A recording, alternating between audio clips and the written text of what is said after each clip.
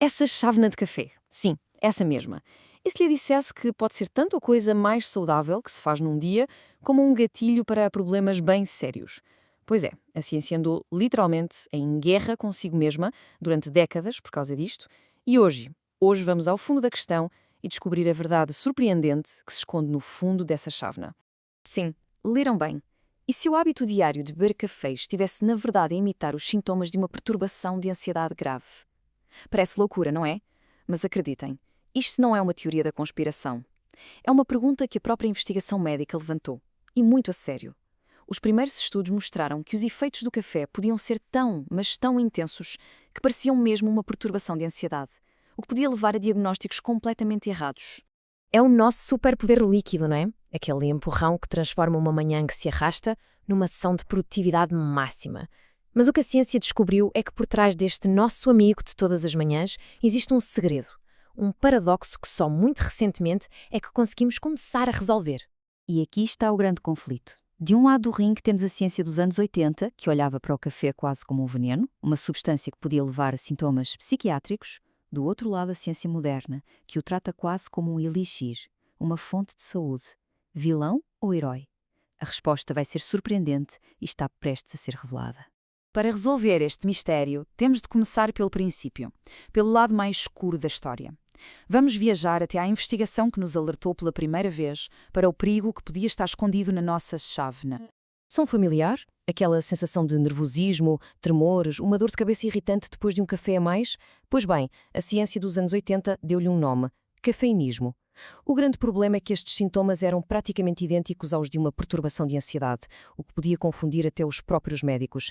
É basicamente o corpo a dizer: ok, já chega. E quando se tenta parar? Bem, aí vem a famosa abstinência.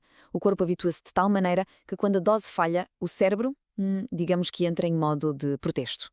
Sabe aquela dor de cabeça terrível que só parece desaparecer com o primeiro café da manhã? Pois não é imaginação. É o cérebro a exigir, literalmente, a sua dose diária. E justamente quando a reputação do café parecia condenada para sempre, a ciência deu uma volta de 180 graus. Vamos avançar no tempo para ver como é que o nosso vilão começa a transformar-se num herói.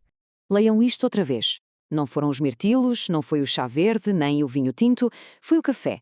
Um estudo de 2004, citado numa importante revisão de 2005, revelou algo chocante.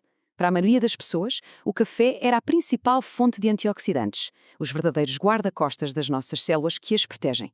De repente, o vilão parecia ter uma capa de super-herói. E as boas notícias não pararam por aí. Vários estudos gigantescos começaram a encontrar uma ligação surpreendente. As pessoas que bebiam café regularmente pareciam ter um risco mais baixo de desenvolver diabetes tipo 2. Os compostos no café pareciam ajudar o corpo a regular o açúcar no sangue. O paradoxo ficou ainda mais fundo.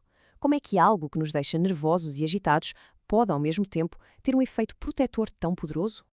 Ok, e a resposta para este grande mistério não está no café em si, mas em algo que a maioria de nós ignora por completo: a forma como o preparamos. Este é o ponto de viragem.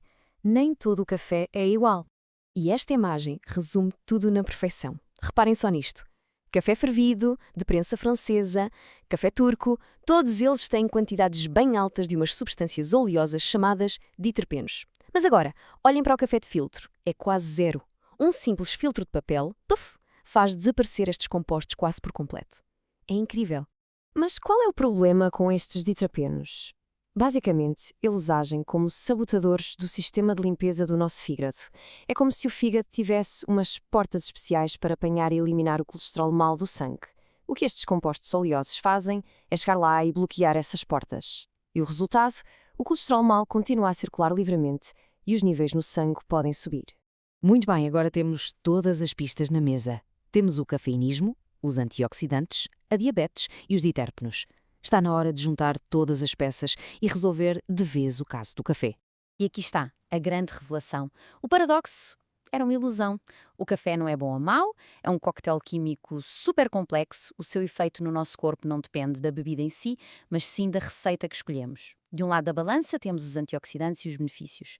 Do outro, os diterpenos que afetam o colesterol e o excesso de cafeína que causa ansiedade. A chave não é o café, é o equilíbrio que nós criamos na chávena. Portanto, resumindo, o segredo é maximizar os benefícios e minimizar os riscos. O risco vem das altas doses daqueles diterpenos no café não filtrado, que mexem com o colesterol, e do excesso de cafeína, que pode causar ansiedade. O benefício vem dos antioxidantes e da cafeína em doses moderadas, que se obtém muito mais facilmente com café filtrado. Com este conhecimento, o controlo volta para as nossas mãos. Já não é preciso pensar se o café é bom ou mau. Agora, a decisão pode ser informada e inteligente. Então, como é que se pode otimizar essa chávena de café? Primeiro, moderação. Conhecer a dose certa para evitar os sintomas de cafeinismo. Segundo, e talvez o passo mais importante, usar um filtro de papel. É a forma mais simples e eficaz de eliminar os diterpenos. E terceiro, e muito importante, ouvir o próprio corpo. A genética de cada um influencia a rapidez com que a cafeína é processada. A ciência já nos deu um mapa. Agora, a escolha é de cada um. Da próxima vez que olhar para a máquina de café, vai pensar nela da mesma maneira. O poder de criar o super café perfeito está do nosso lado. Se esta descoberta mudou a forma como vê sua chávena, esmaga esse botão de gosto e subscreva para desvendarmos mais mistérios da ciência do dia a dia.